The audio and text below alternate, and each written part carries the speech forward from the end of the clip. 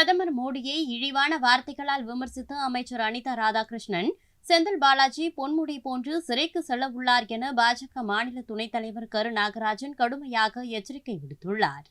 உலக தலைவர் பாரத பிரதமர் நரேந்திர மோடி அவர்களை பற்றி யாருமே ஏற்றுக்கொள்ள முடியாத ஒரு வார்த்தையை பேசியிருக்கிறார். தமிழர்கள் என்றாலே பண்பாடு கலாச்சாரம் நிறைந்தவர்கள். எவர் ஒருவரையும் மனது புண்படும்படியாக பேசக்கூடாது என்ற ஒரு உணர்வோடு வாழக்கூடிய இந்த தமிழினத்தில் பிறந்த இந்த அனிதா ராதாகிருஷ்ணன் அருவருக்கத்தக்க வகையிலே திராவிட மாடல் ஆட்சி தலைவர்களுக்கு அடிமையாக இருப்பது போல நடிக்கிற முறையிலே எதை வேண்டுமானாலும் பேசுவேன் என்று எக்காலத்தோடு அவர் பேசியிருப்பது வன்மையாக கண்டிக்கத்தக்கது. எந்த ஒரு மனிதனும் இதை ஏற்றுக்கொள்ள மாட்டார்கள். தமிழகத்தில் இருக்கிற ஆண்கள், பெண்கள், இளைஞர்கள், பெரியவர்கள் யாருமே அனிதா ராதாகிருஷ்ணன் பேசுவதை ஏற்றுக்கொள்ள மாட்டார்கள். இந்த கட்சிக்கு இதே வழக்கமாகிவிட்டது.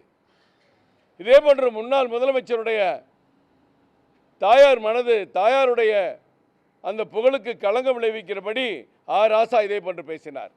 அப்பொழுதும் இந்த முதலமைச்சர் ஸ்டாலின் அவர்கள் வேடிக்கை பார்த்தார். இன்றைக்கும் அனிதா ராதாகிருஷ்ணன் மீது இந்நேரம் முதலமைச்சர் நடவடிக்கை எடுத்திருக்க வேண்டும். எப்பொழுதுமே அவருடைய தாயை மதிப்பவர் முதலமைச்சர். இப்படி பேசுவது ஒரு அநாகரிகம் இல்லையா? அசிங்கம் இல்லையா? கேவலம் இல்லையா? இது தமிழ்நாட்டினுடைய ஒட்டுமொத்த மக்களுடைய மரியாதை கெடுக்காதா? பல்வேறு இடங்களில் இந்தியா முழுவதும் அவர் மீது இன்றைக்கு மக்கள் கோபத்தில் இருக்கிறார்கள். இதை கண்டித்து தலைமை தேர்தல் அதிகாரியிடம் நாங்கள் கடிதம் கொடுத்திருக்கிறோம். அவர்படி சட்டப்படி நடவடிக்கை எடுக்க வேண்டும் என்று கடிதம் கொடுத்திருக்கிறோம். இது ஏற்றுக்கொள்ள முடியாதது. அனிதா ராதாகிருஷ்ணன் தூத்துக்குடியில் உட்கார்ந்து பேசிக்கொண்டே இருக்கலாம்.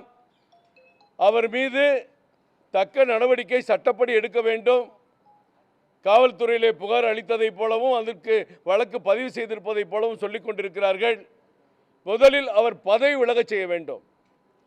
ஏற்கனவே பொன்முடிக்கு வந்த நிலை, செந்தில் பாலாஜிக்கு வந்த நிலை அவருக்கும் வர இருக்கிறது. அவருடைய சொத்துக்கள் இடியால் முடக்கப்பட்டிருக்கிறது. அவர் உச்சநீதிமன்றம் சென்று அவர் வழக்கிற்கு தடை கேட்டார், கிடைக்கவில்லை. மீண்டும் சொத்துக்கள் முடக்கப்பட்டிருக்கிறது. விசாரணை தொடர்ந்து கொண்டிருக்கிறது. கூப்பிடும் போதெல்லாம் வந்து ஆஜராக வேண்டும் என்ற ஒரு குற்றவாளி எண்ணத்திலே தான், குற்றம் சாட்டப்பட்டவருடைய நிலையிலே தான் அனிதா ராதாகிருஷ்ணன் இருந்து கொண்டிருக்கிறார். அப்படிப்பட்டவர் வஞ்சகமான எண்ணத்தோடு அவர் சொத்து குவித்த வழக்கில் எப்பொழுது பதவி பறிபோகுமோ, என்றைக்கு நாம் சிறைச்சாலைக்கு போகிறோமோ என்ற மனதிலே ஒரு காழ்ப்புணர்ச்சியை வைத்துக்கொண்டு அரசியலுக்கு இதுவரை யாரும் பயன்படுத்தாத ஒரு வார்த்தையை அரசியல் மேடையிலே பயன்படுத்திய அந்த கயவரை தமிழக பாஜக வன்மையாக கண்டிக்கிறது. மாநில தலைவர் அண்ணாமலை அவர்கள் உடனடியாக இந்த மனுவை, இந்த கடிதத்தை போய் கொடுக்க சொல்லி நானும் அண்ணன் கராத்தே தியாகராஜன் அவர்களும் மாவட்ட தலைவர் விஜயானந்த் அவர்களும் மற்றும் நிர்வாகிகள் வந்திருக்கிறோம். இது இன்றோடு விடப்போகிற பிரச்சனை அல்ல. நீதிமன்றத்திற்கும் நாங்கள் செல்வோம்.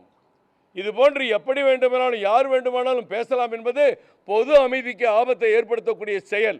அந்த மாதிரி செயலை ஒரு அமைச்சரை செய்வது வன்மையாக கண்டிக்கத்தக்கது. நாங்கள் சும்மா விட போவதில்லை. செய்திகளை உள்ளது உள்ளபடி தெரிந்து கொள்ள ரெஃப்ளெக்ட் நியூஸை சப்ஸ்கிரைப் பண்ணுங்க.